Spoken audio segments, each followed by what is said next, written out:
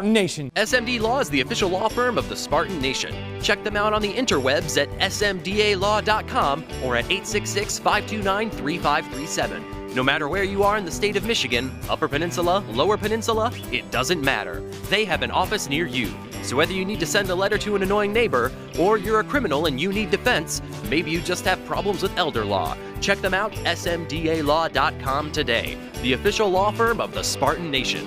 Call them first, then you act.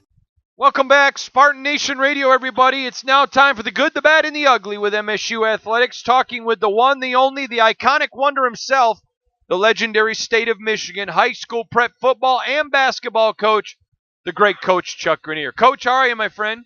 I'm doing great. How are you today? Good. I want to talk to you about the War Room article that I dropped last Monday. You read the article. In the article, we talked about a lot of different things. I want to go through it meticulously. We talked about, first of all, Michigan State announces renovations and some work on the Scandalaris building that was supposed to begin this spring. Spartan Nation broke the story that it has now been postponed because they can't get donors to give. And so we went and talked to donors and found out what they're upset about. They're upset that Mark D'Antonio did not make changes to his staff. They were very upset with the Spartan Fund for just sending out letters rather than calling people. They were extremely upset with the fact that new athletic director Bill Beekman gave a considerable raise to Coach Knoll of the women's field hockey team, whose record is beyond abysmal. It's utterly embarrassing. And then he goes out and gives a $50,000 a year raise to Jackie Joseph, the softball coach, who Spartan Nation has reported. Two former athletic directors told Spartan Nation they wanted to terminate her, and Luana Simon would not let them. And we confirmed to Luana Simon that she had been protecting Jackie, and she gets a $50,000 a year raise. Your thoughts on that, just that part of the War Room? Well, it just doesn't make any sense, because in coaching, you're hired to be fired, and if you don't produce, if you don't win, if you don't have a respectable program, then they should be replaced and they should be moved on and get somebody else in there that will do the job that they're being paid for.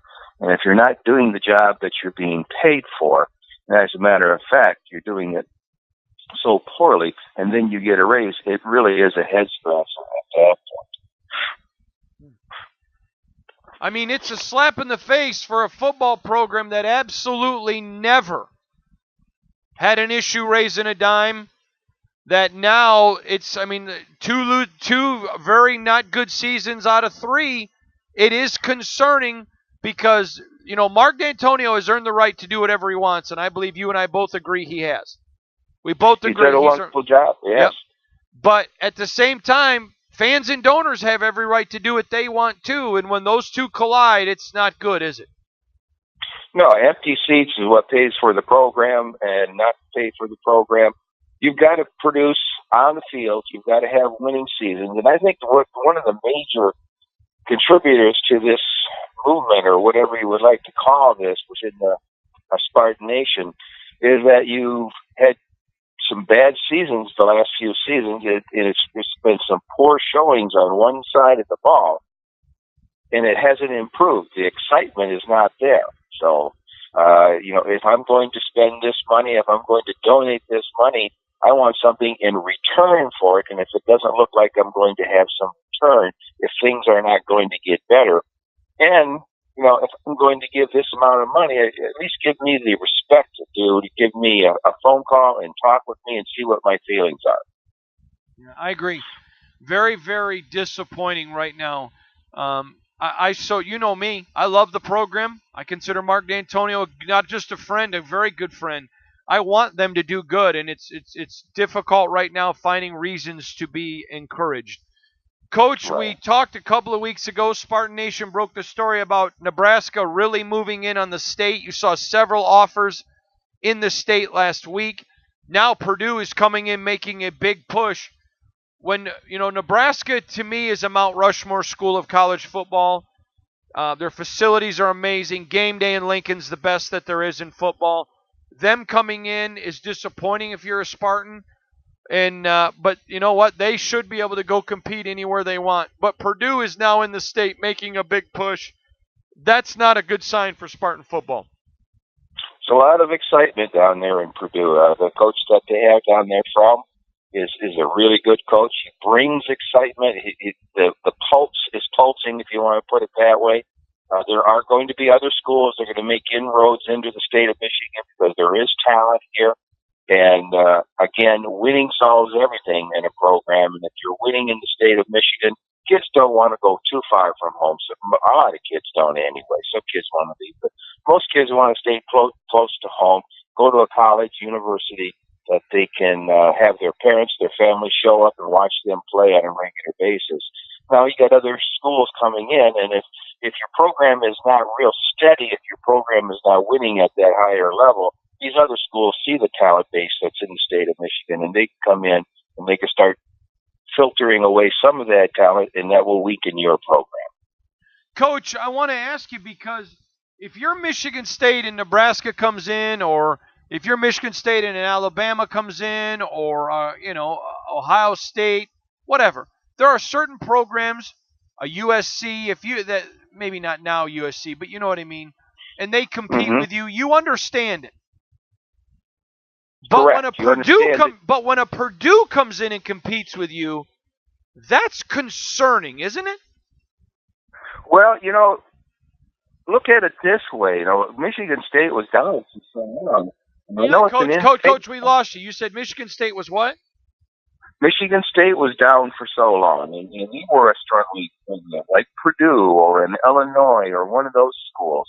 They're struggling at times, and then what you do is you get a coach that will come in there like a D'Antonio or like a Flag.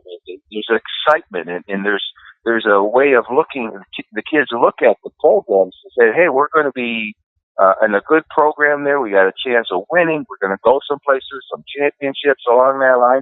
And I think that's what a Purdue is doing right now. Look at the University of Illinois. That should just be a powerhouse in the college ranks with Chicago and those major cities around there. And they just don't have that kind of excitement. Fromm brings that excitement in Purdue. And it's the same thing. Look at the West Coast or the East Coast at this time with the new coach going into Maryland. I'm really interested to see what he's going to do with the talent on the East Coast. And when you get that kind of excitement with the leadership of the program, kids are going to be drawn to that.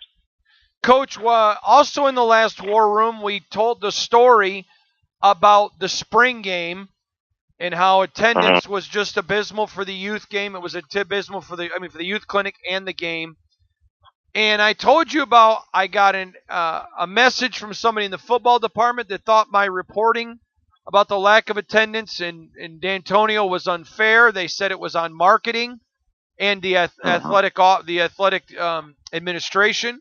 Then I got a message from somebody inside athletic administration that it was the fault of marketing.